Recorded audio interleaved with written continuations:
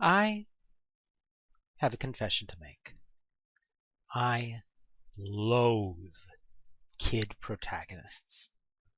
I especially hate kid protagonists who succeed despite all odds for no good reason except luck. The people who win despite no training, no qualifications, and win just because. Well, sometimes we have to fill in our own because. Specifically, I'm referring to Dorothy Gale. Well, scratch that. Miss Garland was way too old for that part. She was also so iconic that she massively affected all future versions. The original casting was for Shirley Temple, and the original illustrations make it very clear just how young Dorothy was meant to be. So, why did the North Witch send Dorothy to the Emerald City with nothing but a minor protective spell?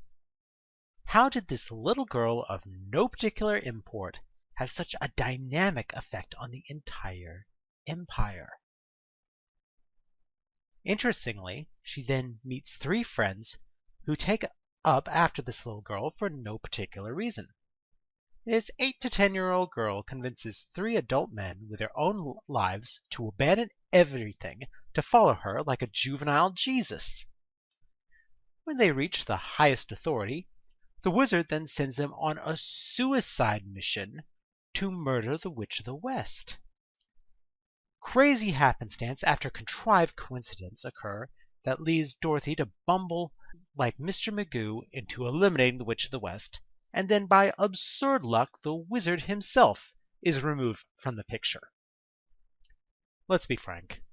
This story makes no sense on any level outside of a fever dream. Interestingly, even the dynamic changes that Wicked did to the story didn't adequately explain how this little girl could do this. What crazy coincidence was it that Dorothy landed on Nessa Rose? Then, in this adult, serious world with serious danger, all that Glinda did was give her the shoes of the tyrant and send her off walking, instead of escorting her on her phoenix she rode in on. Even with the explicit explanation that she had to get the symbol of Nessa's abilities out of Munchkinland, it made no sense. The attempt on Elpha's life is just baffling. On the other hand, the answer is completely simple. Ozma. Ozma is the key that makes the entire story make complete and utter sense. The witches were looking for Ozma, a girl about Dorothy's age, stupendously powerful in magic. But, because she's been missing since infancy, was unaware of her name or power. The good witches must have been searching for over a decade, but the search was fruitless since Ozma was currently transformed into the boy Tip. On the other hand, Dorothy shows up, girl of the right age, who seemingly by accident slaughtered one of the Empire's greatest enemies. Of course everyone in power jumps to the idea that Dorothy is really Ozma. The North Wind sends her to the Emerald City, thinking she will claim her throne. Then either A, the wizard tries to get her killed in order to protect his own power, or B, he genuinely thinks that she's nearly all-powerful, and killing Elphaba is a quest that will awaken her power. It all makes sense, given that Oz seems to run on a similar narrative causality to Discworld. None of the characters want to remind Dorothy of her heritage as the true Ozma, as such a revelation must come as part of a quest. As an aside, this also makes sense given the wizard's characterization as a decent human being in later books. He leaves behind a kingdom with a simple statement of, I don't want to be a humbug anymore. No.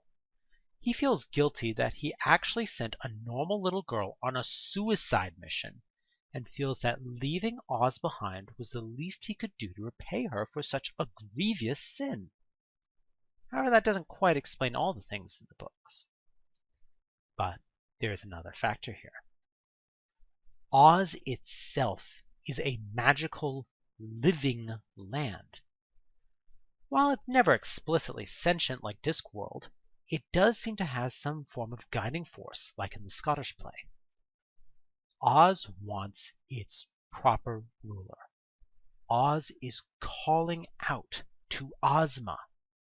Since Ozma can't enter, Oz is trying to fashion Dorothy into Ozma. This makes all the absurd happenstance make sense. How did she attract 3 lost souls who shortly thereafter became lords? Oz itself brought them to her. How did she just happen to destroy Nessa and Elfie through dumb luck? Fate. How did the absurd situation come about that the wizard left without her? Divine manipulation. Think about it. If Dorothy wasn't so focused on getting home, she could easily have just sat down on the Emerald Throne. Her 3 most powerful opponents were gone. The newly minted King of the West and the official regent of the throne were her friends and close comrades. The only remaining power was Glinda, who was a staunch ally. This had to be the grand goal, to transform Dorothy into Ozma. This is why things went so awry shortly after Dorothy left.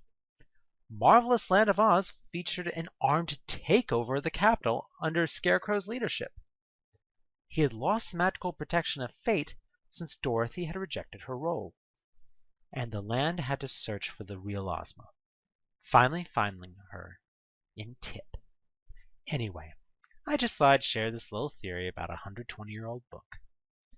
Sometimes you do need to fill in the gaps yourself, and have far too much fun researching all the different Oz adaptations over the years. Thanks for listening, y'all.